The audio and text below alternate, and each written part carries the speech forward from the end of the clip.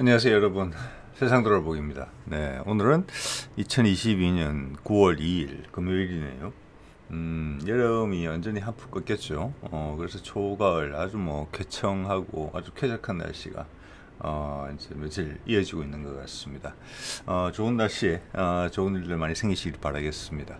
자, 저는 어제 하고 엊그제 양재, 서울시 양재에 있는 그 AT센터라는 곳에서 국방과학기술대전이라는 곳을 다녀왔어요.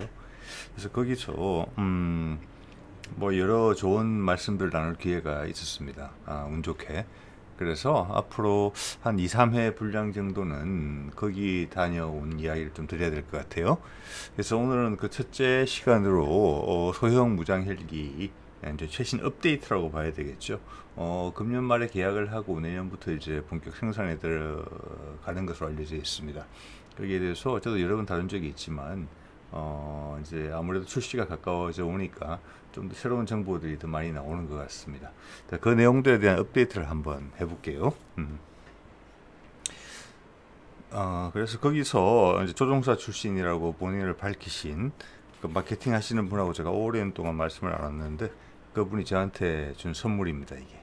그래서 집에 저희 집 아이들이 간밤에 조립을 한 것입니다, 이게. 자, 오늘 이 LAH 이야기를 좀 해볼까 합니다. 자, 이게 말씀드린 AT 센터에서 열린 국방과학기술대전 대대전 오늘까지죠. 이게 오늘까지고 여기는 뭐 큰 행사는 아니고 주로 이제 방사청에서 추진하는, 그리고 방사청 연관 기관들에서 추진하는 새로운 연구개발 과제, 그리고 그 성과물 이런 것들에 대한 내용들이 많고 그래서 연구자분들이 많아요. 그리고 이제 국방과학연구소에 소속되어 있는 현직 연구원들도 많이 와 계세요. 그래서 그런 마케팅적인 요소가 아니라 이제 무기 체계 자체에 대한 좀 깊이 있는 이야기를 들을 수도 있어요. 그리고 새롭게 개발되는 기술들에 대해서 직접 관여하고 있는 연구자들한테 이야기 들을 기회도 많이 있고요. 그런 면에서는 상대적으로 장점이 있는 그런 곳이었던 것 같고, 저는 작년에 이어서 두 번째로 참석을 하게 됐습니다. 네. 이번이 6회째네요. 네. 자, 이게 이제 좀 전에 보여드렸던 사진에 그 졸업식 LAH고 말씀드린 내용으로 진행이 되고 있고, 가격적인 부분을 말씀을 드려보면 새로운 내용 업데이트이기 때문에 여기저기에서 나온 내용들을 이제 뭐 크게 큰 줄기 없이 말씀드려야 될 것 같아요. 가격이라는 부분을 보면은 이게 한 200억은 넘는 것 같아요. 근데 250억은 안 되는 것 같고 바로 정확하게 밝히시지는 않는데 한 이 정도 범위가 아닐까. 자, 이 정도 범위면은 현재 지금 수리온의 마지막 아마 생산분이 저게 기동 헬기고 무장 헬기는 아니잖아요. 장비라면 물론 차이가 있지만 체급에 있어서는 물론 수리온이 훨씬 큰 비행기죠. 엔진부터 해가지고 그게 최종형이 아마 200억이 채 안 됐던 걸로 알고 있고 초기형은 생산이 많이 되기 전에는 200억대였던 것으로 알고 있어요. 그러니까 수리온 초기분 가격대랑 좀 비슷하지 않나 이런 생각이 좀 들고요. 자, 그러면 그 발표 자료를 제가 이제 캡처한 거를 사진을 찍어 온 걸 가지고 말씀을 좀 드려볼게요. 여기 보면 이제 주요 기능하고 재원인데 AGM 천검 미사일이죠. 천검 미사일만 장착할 때는 4발까지 장착이 가능하다. 이런 부분인데 사거리에 대해서는 뭐 인터넷에도 있는데 일부는 맞고 일부는 틀리고 뭐 자료들이 왔다 갔다 하기 때문에 저는 한 10km 이상은 되지 않을까 생각을 했습니다만 사거리는 8km라고 말씀을 정확하게 하셨어요. 자, 이 8km로 된 이유는 이게 지금 헬파이어의 사거리랑 같아요. 이것은 국내에서 요구한 ROC 작전 요구 조건 자체가 8km이기 때문에 8km가 된 것이고, 또 이 미사일의 무게까지 이제 감안이 된 거고, 또 실제 LAH 운용 환경에서 교준이 8km 이상에서 일어날 것이라고 보기는 어렵다. 라는 게 이 조종사 출신의 마케팅을 담당하시는 분의 말씀이셨어요. 자, 그런 것이 있고, 자, 로켓은 14발까지 실을 수 있다라는 것이고 사거리는 2km에서 6km 정도 된다. 여기서 타드라고 불리는 것은 밑에 앞에 조준기, 앞에 도는 거 조준기고, HMB라는 것은 헬멧에서 바로 이렇게 헬멧을 돌리면은 조종사 시선에 따라서 겨냥이 되는 그 체계를 말을 하는 거죠. 그리고 이제 20mm 건 3열 기관포가 앞에 있죠. 이거는 현재 우리가 쓰고 있는 또 LAH가 대체하게 되어 있는 코브라 헬기, 거기에 들어가는 무장 체계랑 똑같습니다. 이게 사거리는 20mm 이제 3열이죠. 총열이 3개 들어 있고 사거리는 약 2km 정도입니다. 그리고 장착하는 탄수는 약 400발 정도. 요게 제 생각보다는 이 20mm 3열 기관포가 LAH 전체 운용 환경에 미치는 영향이 좀 크더라고요. 그래서 그거는 아마 조금 이따가 말씀을 드려보도록 하겠습니다. 이렇고 운용 재원을 보면은 항속거리가 411km, 운용시간 2시간 반, 최대 속도가 시속 243km예요. 호버링 할 수 있는 거, 하늘에 떠 있을 수 있는 게, 이게 이제 고도가 올라갈수록 힘든 것이죠. 예. 그게 이제 5,500피트, 이제 10,000미터 후반대, 20,000미터 가까이 되는 것이고, 수락산 높이 정도 된다는 이야기인데, 밑에 있는 요번에 운용 재원은 요번에 이제 제가 찍어 온 것이고, 밑에 나무 위키에 있는 자료를 보시면 어떻게 되냐면 항속거리부터 보면은 857km예요. 기존은 이제 지금 LAH는 411km인데, 그리고 최고 속도도 여기 보면 이제 나무 위키 자료에는 324km, 그리고 제가 찍어온 자료는 보면 243km. 속도 차이 많이 나죠. 항속거리 차이는 뭐 절반, 뭐 2배, 2분의 1도 안 되고. 그리고 옆에 이제 나무 위키 자료를 보시면은 이게 이제 LAH 용으로 올려져 있는 거긴 하지만 LAH의 기본형인 EC155, 즉 에어버스사의 민수용 헬기 그 기준으로 되어 있는 거예요. 엔진이 같으니까. 그 엔진이 같은 그 헬기가 우리 뭐 설계도 같죠. 이 정도 나온다는 거죠. 근데 여기에 비하면 최대 속도 항속거리가 무척 떨어지거든요. 그러면 이 문제가 어디서 있느냐를 생각해 보면, 여기는 이제 공허 중량이 2.6톤으로 되어 있는데 EC155 기준으로 제가 보기에는 LAH는 무장형이 되면서 무장이 더 들어갔고 각종 전자장비가 또 추가로 들어갔죠. 탐색기부터 여러 가지. 그리고 또 하나는 아무래도 민수용보다는 장갑 같은 부분에서도 보강이 많이 됐을 거예요. 그래서 저 공허 중량, 무게 자체에서 큰 차이가 있다, 이렇게 결론을 내릴 수밖에 없는 것 같아요. 엔진은 같은 거니까. 그리고 최대 이륙 중량도 엔진이 같기 때문에 같다고 봐야 되거든요. 예. 그래서 최대 이륙 중량에서 공허 중량을 빼면은 그게 탑재 중량이 되는데, 그게 뭐 장비든 사람이든 뭐든지 간에 저게 많이 좁혀졌다는 거죠. 이렇기 때문에 이게 무장 탑재량이 영향을 지금 많이 받고 있다는 겁니다. 그래서 청검 같은 경우도 사실은 이제 우리나라 로켓 기술을 봤을 때 사정거리를 늘리는 거는 뭐 향후 늘어나겠죠. 향후 늘어날 거는 분명한데, 초기형은 8km로 국한된 이유 중에 하나도 LAH에 그보다 미사일이 무거워지면은 탑재 수량에 제한을 받기 때문에 그렇다는 그런 뉘앙스도 강하게 풍기셨어요. 그만큼 LAH 자체의 무게가 좀 무겁다. 즉 이 말은 여기에 출력을 늘리기 위해서는 LAH 자체도 프랑스에서 오래 운용한 그런 기체이기 때문에 이 자체를 뭐 엔진과 변속기를 어떻게 조율을 잘해서 파워를 더 끌어내는 것은 좀 어렵다, 이런 분위기였어요. 그래서 변속기와 엔진을 교체해야 되는 부분이 향후 업그레이드에 LAH가 괜찮은 기종이 된다면 그런 것들이 필요하다, 이런 뉘앙스도 좀 풍기셨지요. 예. 자, 그래서 일단 LAH가 상당히 무겁다라는 부분, 그래서 기동력이라는 부분에서 손해가 많다. 이렇게 되면은 항속거리와 속도가 이렇게 되면은 우리 수리용 헬기가 만약 기동 헬기로서 적재인 장거리를 간다고 했을 때 그것을 호위한다, 그런 입장에서도 공동작전에 좀 어려움이 있을 수도 있는 수준인 것 같아요. 이 점은 상당히 중요한 것이죠. 예.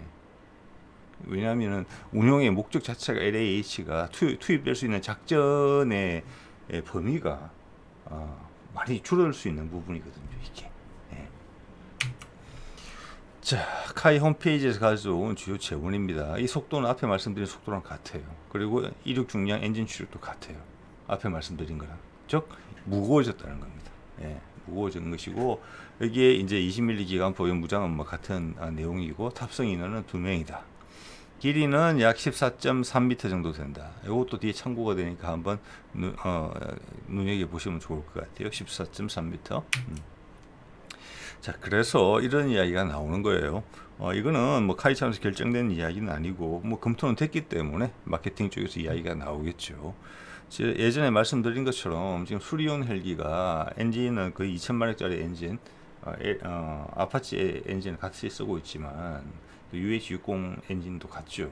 똑같이 두 기도 같은데 그렇다고 중량이 많이 나가는 것도 아니고 훨씬 그만큼의 대접을 못 받고 있고, 그거보다 한 급 아래급으로 취급을 받는 가장 큰 이유는 미국 엔진에다가 지금 프랑스 변속기가 결합이 됐기 때문에 출력을 100% 못 끌어내는 부분이 있는 것으로 지금 파악이 되거든요. 그래서 그 점을 상쇄하고자 또 그 변속기가 문제가 있었고, 프랑스 변속기가, 그래서 이제 이태리하고 공동 개발하고 있는 변속기죠. 이렇게 되면은 그 엔진의 출력, 그 GE 엔진이거든요. GE 엔진의 출력을 제대로 쓰게 되죠. 그래서 이 변속기를 수리온 변속기와 똑같은 크기로 만들어서 거기를 바꾸고 끼우려는 거예요. 그럼 수리온 자체의 기동력이 훨씬 좋아지겠죠.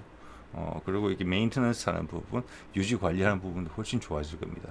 이게 2025년까지 개발되기로 돼 있어요. 그러니까 지금 거의 다 된 것 같아요. 오른쪽에 있는 것도 모형이 아니고 시제품 개발하고 있는 게 나온 거예요. 여기 보면 외관은 아마 좀 카본이나 이런 걸 복합재로 돼 있고, 그래서 무게도 훨씬 가벼워졌을 것 같아요. 그래서 기동 성능이 많이 좋아질 것 같아요. 수리온 같은 경우는. 자, 마리논 공격 헬기도 이게 들어가겠죠. 이게 나오면 기존에 있는 헬기를 이걸로 대체하게 되는 거예요.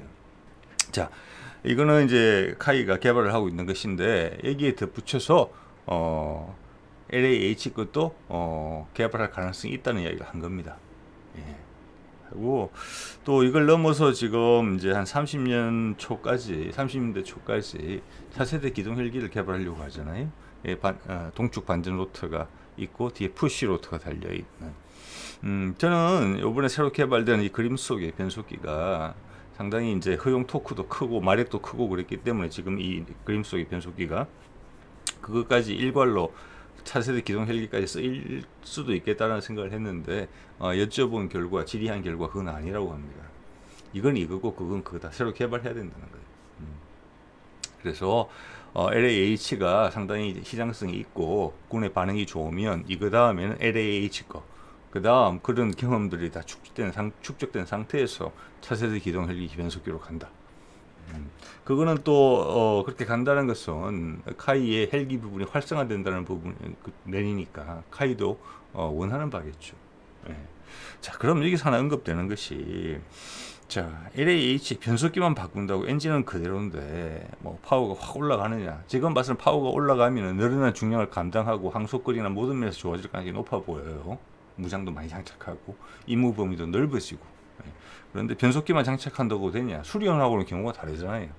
원래 그 상태로 프랑스에서 몇십 년간 운용한 헬기예요. 거의 성능이 최고점까지 지금 뽑아낼 수 있는 만큼 뽑아낸 거거든요.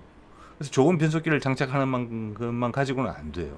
그러니까 제가 추정컨대는 여기에 지금 국산 엔진들이 개발되고 있기 때문에 그 엔진도 업그레이드 하는 걸 염두에 두고 있지 않나라는 게 제 생각입니다. 그게 참고가 될 만한 사실들이 또 주변에 보여요. 이거 예전에 제가 잠깐 소개해드린 적이 있는데, 이건 국방과학연구소에서 하고 있는 과제 같거든요. 차세대 무인 복합형 회전익기입니다. 이게 이거를 진지하게 하고 있는 것 같아요. 왜냐하면 이 관련된 후속 연구들이 많이 보이거든요. 그래서 보면 이게 작은 장난감 비행기가 아닙니다. 오른쪽에 보시면은 500MD랑 비교한 게 보이죠. 길이가 500MD랑 거의 비슷한데 좀 더 길어요. 이게 10m예요, 길이가.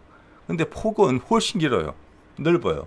그리고 이거는 버리는 공간이 없어요. 꼬리 뒤로 연결하는 축이 없기 때문에. 아까 말씀드렸죠. LAH가 14m인데 사실 꼬리 날개가 긴 부분이 있잖아요. 이렇게 뒤쪽이. 그렇기 때문에 실제 쓰는 내부 공간은 이게 절대 작은 비행기가 아닙니다.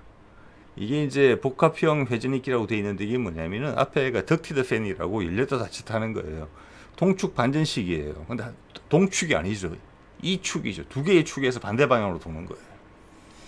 그래서 하늘로 떠올라요. 수직 이착륙이 가능해요. 그리고 전진을 할 때는 그림이 잘 안 보이는데 저 뒤에 푸시로터가 있는 거예요. 사실은 그걸로 가는 거예요. 그러면 그 효율성을 극대화하기 위해서 앞에 수직 이착륙했을 때 사용했던 팬은 뚜껑을 덮어버리는 거예요. 닫아버리는 거예요. 찰칵. 우리 차양 내리듯이. 그래서 덕티드 팬이에요. 그러니까 기존에 있는 그 동축 반전에다가 뒤에 푸시로트가 있는 차세대 기동 헬기, 미국이나 우리나라 그 형보다 훨씬 더 공기 역학적으로는 효율적이에요. 그리고 옆에 날개가 크기 때문에 양력까지 사용할 수 있어요. 여기 조종면이 보이죠? 예. 조종면도 아래로 있고 양력을 발생시킬 수 있는 곳이 아주 많게 설계가 되어 있어요. 이게 상당히 빠를 거예요. 이거는 국방과학연구소에서 노출시키지 않고 하고 있어요. 그건 알고 있었는데 저도 최근에 여기에 대한 후속 연구들이 나왔어요. 그래서 저 엔진은 LAH랑 겸용으로 쓰려고 하겠다라는 생각이 들더라고요. 그게 이겁니다. 이게 보면은 예전에 몇 년 됐어요. 이거는 터보 샤프트 엔진 기술군이라고 해서 우리가 이제 제트 엔진의 터보 샤프트 엔진을 개발하고자 하는 연구 과제들이에요. 그 중에 기획 핵심 기술 과제라고 되어 있죠. 이미 하고 있는 거. 그게 보면 무인 복합형 전투 회전익기, 이게 좀 전에 ADD에서 연구하고 있다는 그겁니다. UCCR이라고 불리는 거. 여기에 적용될 몇몇몇 마력짜리를 하고 있다는 거예요, 지금. 자, 여기에 덧붙여서 추가 개발 과제 해서 2000마력급. 2000마력급이면 뭐냐? 수리온에 들어가는 그 마력급이에요. 수리온 2000마력이잖아요. GE 엔진. 그걸 목표로 삼고 있어요, 지금. T700. 그게 GE 엔진이거든요. 수리온에 들어가는. 그리고 아파치에 들어가는. 그리고 블랙호크에 들어가는. 자, 거기 한 발 나서서 그게 다, 자, 이 순서를 보면은 무인 복합형 전투 회전익기 시작을 했다. 그걸 바탕으로 2000마력급 만들자. 2000마력급 터보 샤프트 엔진 개발한 다음에 2000마력급 터보 프롭을 개발하자. 어디 쓸 거냐? 그거는 우리 고고도 무인기 같은 용도로 쓰겠다. 그 이야기예요. 지금 고고도 무인기 우리 이제 작년에 개발 완료됐다고 봐지는 그게 1200마력 정도 돼요. 더 큰 걸 생각하는 거죠, 지금 이렇게. 자, 이 정도 자료는 제가 파악을 하고 있었는데 최근에 연구 과제, 이건 금년도 연구 과제 나온 거예요. 이게 이런 내용이 나와요. 이미 엔진의 핵심 부분은 코어라고 그러죠. 그건 개발됐고 엔진에 부과돼서 필요한 엔진의 보조 장비들에 대한 개발 과제가 나온 거예요. 여기 참여하라고. 그러면서 좀 전에 보여드렸던 UCCR의 엔진 마력수가 지금 등장하는 거예요. 아까 좀 전에 슬라이드에서는 다 000으로 표시되어 있었잖아요. 여기 보십시오. 무인 복합형 전투 회전익기용 1250마력에서 1400마력 터보 샤프트 엔진에 필요한 연료 시스템, 윤활 시스템, 제어 시스템, 보조 기어박스. 그리고 2022년 9월부터 2025년까지 개발한다. 응용 연구다. 예, 그래서 기존에 개발된 코어랑 합친다. 이 이야기거든요. 그래서 처음으로 노출이 된 거예요. 자, LAH는 마력이 지금 1050마력인가가 안 돼요. 그 엔진이.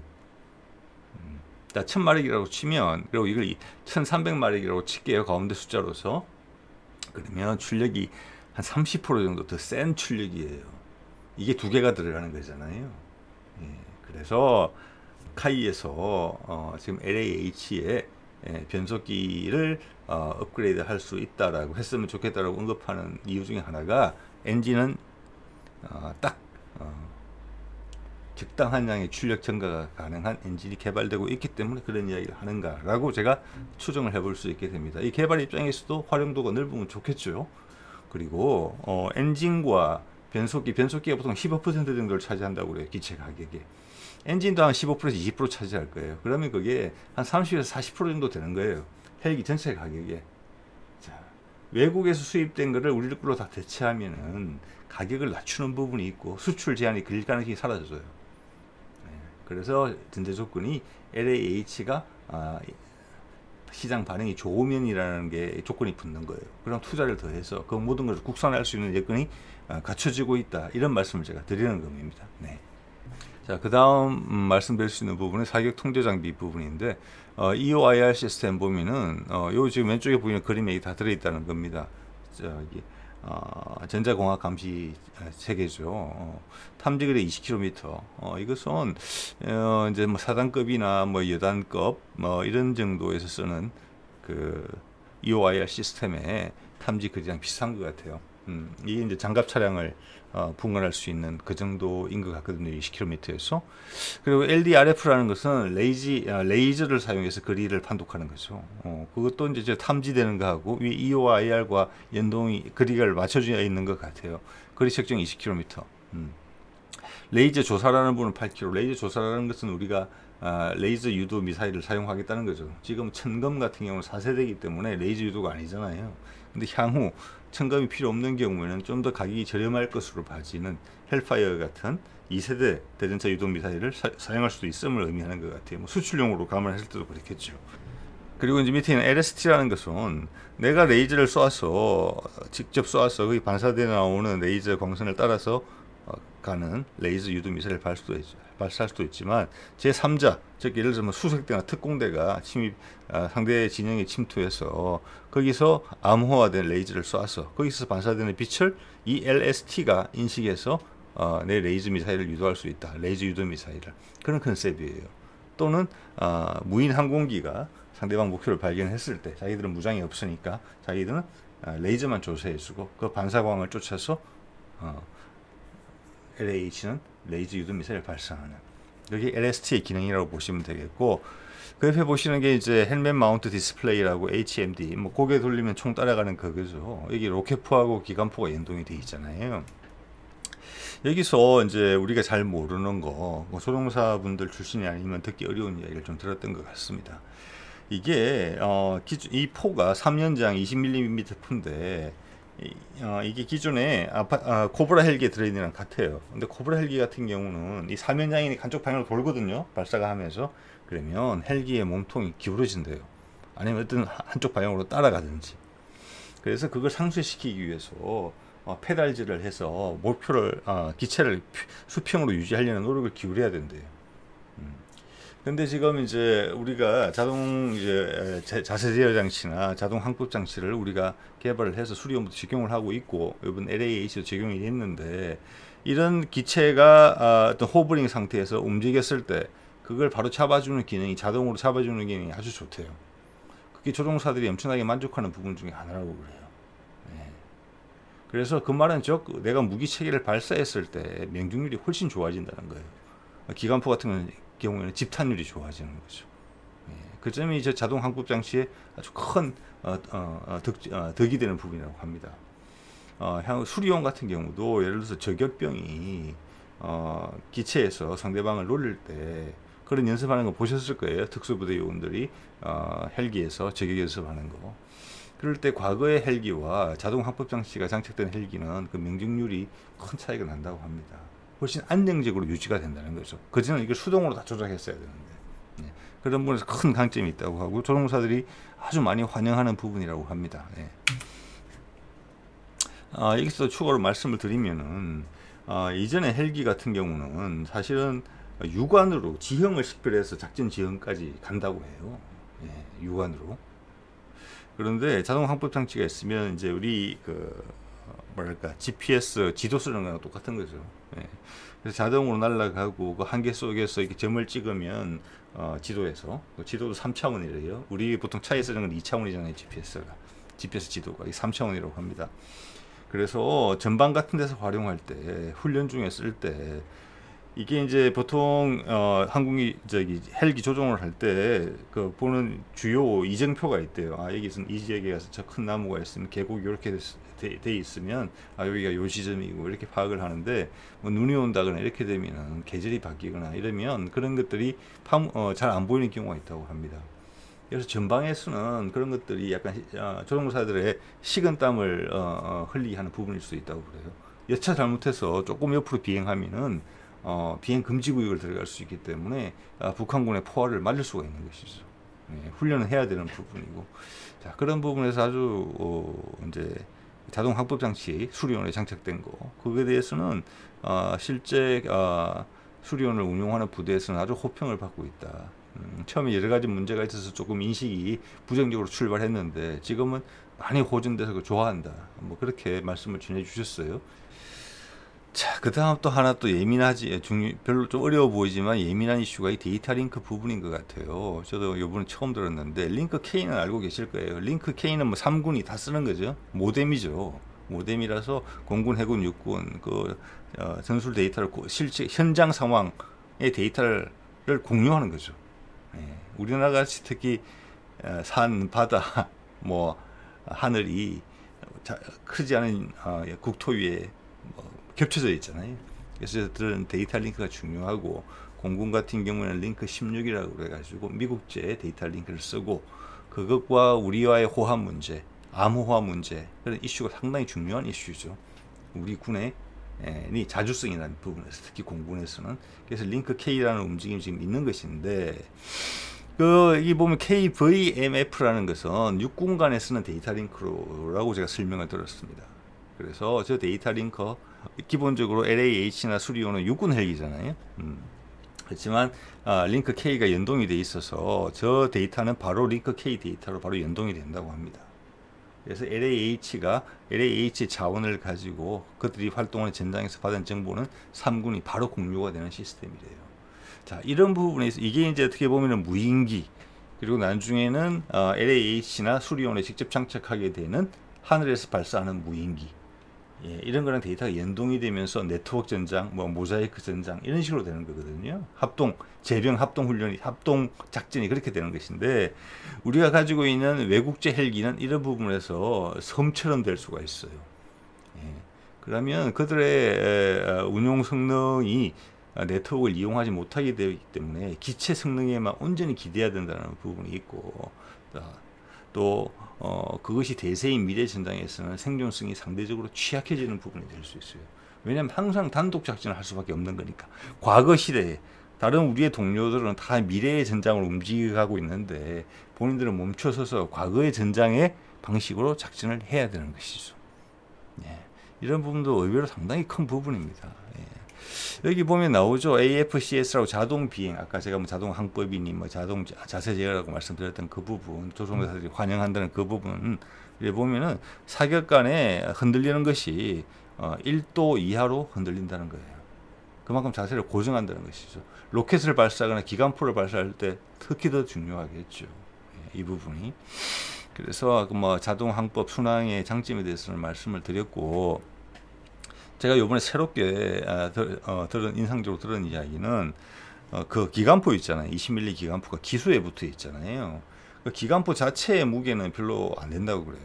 그런데 기관포를 구동하게 하고 헬기 장착되는 부분의 중량이 상당히 나간다고 합니다.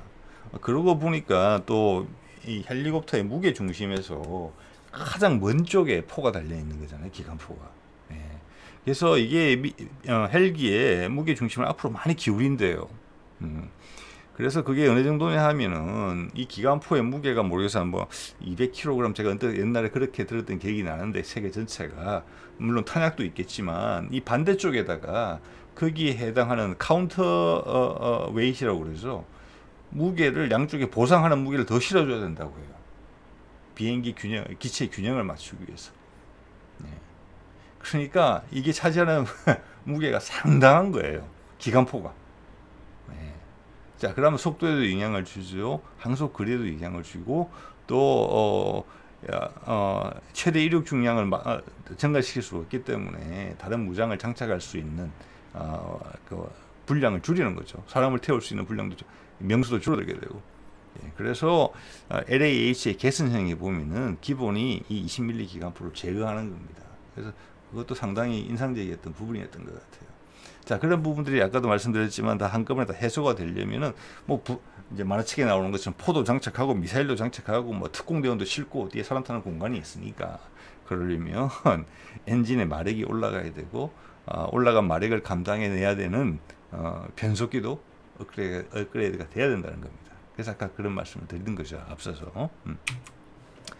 자, 그래서 LAH 개조안을 보면은 이게 이제 다용도로 쓰겠다는 거예요. 지금은 공격 헬기 형태로 되어 있잖아요. 소형 무장 헬기인데 일반형 헬기로 쓸 수 있는 부분이 있다.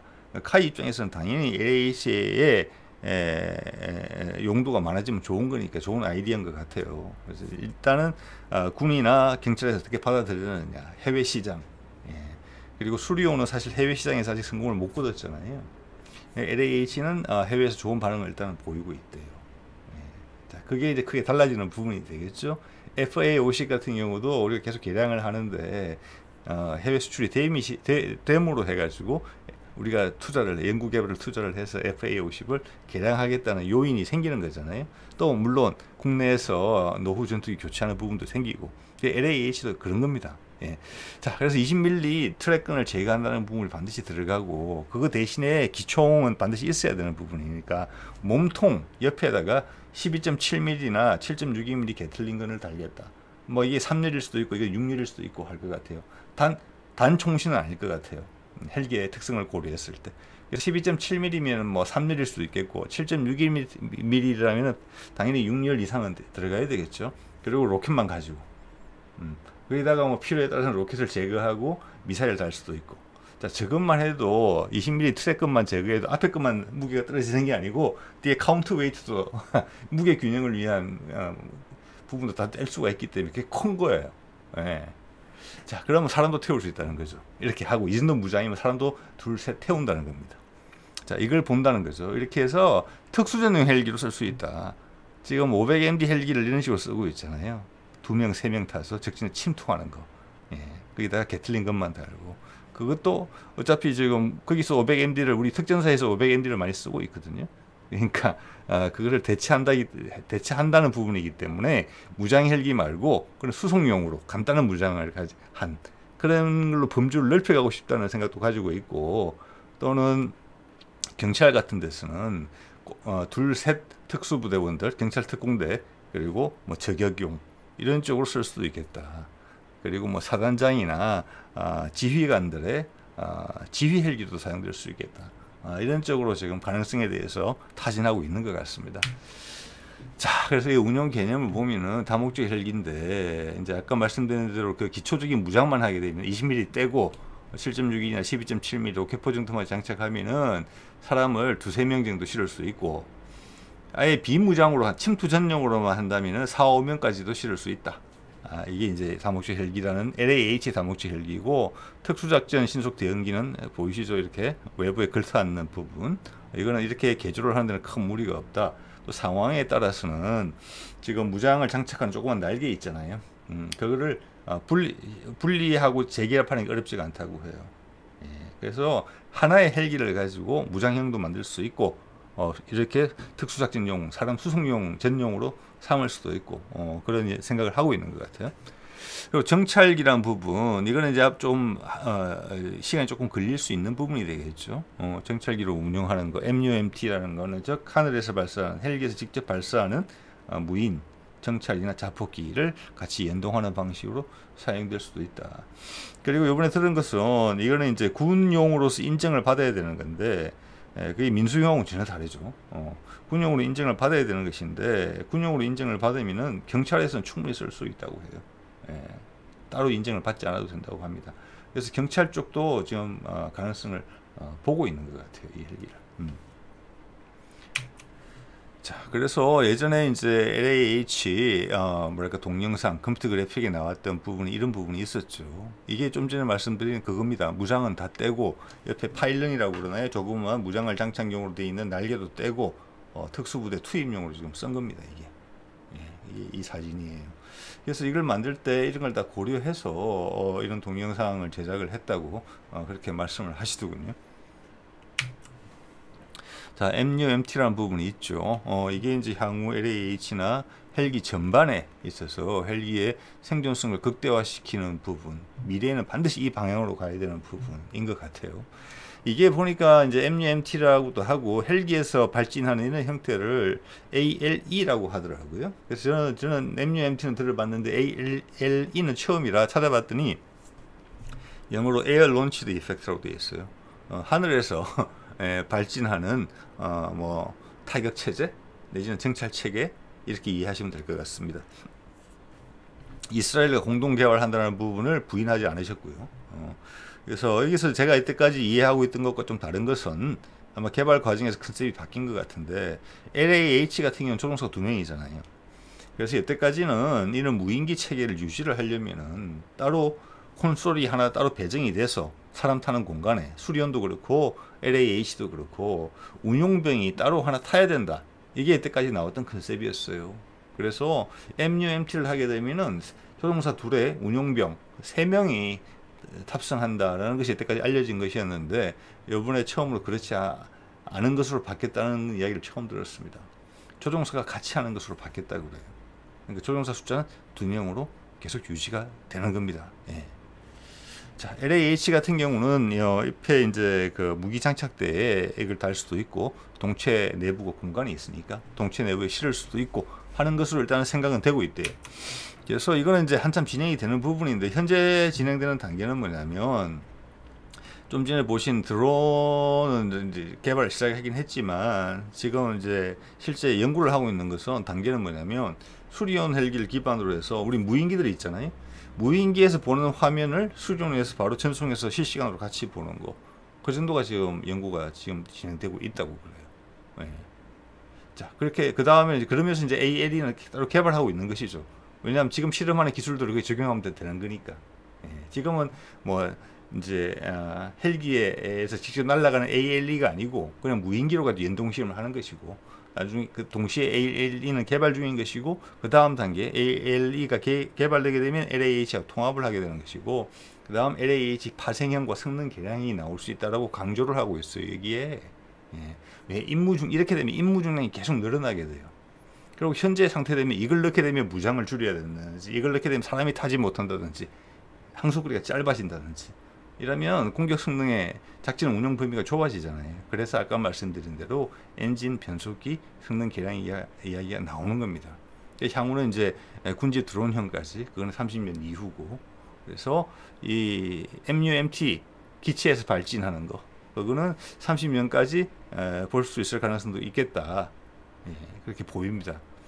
그래서 뭐 보면은 신속 시범 획득 사업으로 진행 중이니까 이거는 빨리 한다는 거거든요. 1, 2년 내에 시범 운용까지 해보겠다는 게 신속 시범 획득 사업이에요. 그리고 MUMT 2단계 같은 경우는 향후 이게 우리 전체 무기 체계에 육상, 해상, 공군 모든 또 수중까지 유무인 복합 체계이기 때문에 그거는 국방 핵심 R&D로서 하고 있는 것이죠. 자, 오늘은 이번 이제 국방과학기술대제전에서들은 LAH 내년도 이제 생산이 시작되게 되어 있는데 그것의 건황 그리고 그간 업데이트된 내용들 출시가 다가오면서 이제 정보들이 많이 나오고 있죠. 예, 그런 데 대한 새롭게 제가 접수한 정보들을 한번 공유드려 봤어요. 그리고 하나 이제 빠뜨린 부분은 추가로 드리고 싶은 말씀은 그 천금 미사일 현재 이제 사거리가 8km 정도로 나오고 있는데 향후 이제 MUMT가 활발해진다거나 네트워크 전장이 되는 경우에는 8km보다 훨씬 그러니까 이스라엘의 스파이크 NLOS처럼 사거리가 더 길어질 필요성도 있다. 그런 거거든요. 예. 근데 지금 이제 단독 작전을 전제로 했을 때는 8km면 충분하다는 것이죠. 헬파이어하고 똑같이. 그렇고 현재로서는 사령을 늘리는 데는 문제가 없는데 그렇게 되면 LAH가 가지고 다니는 게 되게 부담스러워진다. 이런 부분이 분명히 있습니다. 근데 향후는 사정거리가 늘어나는 게 훨씬 유리할 수 있는 것이죠. 네트워크 전장에서. 그리고 무인체계랑 협업을 하게 되면 그리고 지상체계에서도 천금 지상형을 요구하게 될 겁니다. 우리도 지금 스파이크 NLOS가 해병대에서 해상 타격용으로 쓰잖아요. 20-30km 날아가야 되는 거거든요. 예. 자, 그런 모든 면을 감안했을 때는 천금 미사일은 초기형에서 향후 계속 업그레이드가 될 거라는 것은 어떻게 보면 당연해 보이고 또 LAH에서 운용되는 이 미사일의 사정거리도 길어져야 될 것이다. 거기에 따라서는 LAH의 최대 이륙 중량이 늘어나야 된다. 그러면서 또 기동성에는 제한이 없어야 된다. 자, 그래서 엔진과 변속기 이야기가 자연스럽게 맞물려 간다. 이렇게도 볼 수 있을 것 같아요. 자, 오늘 여기까지 하겠습니다. 네.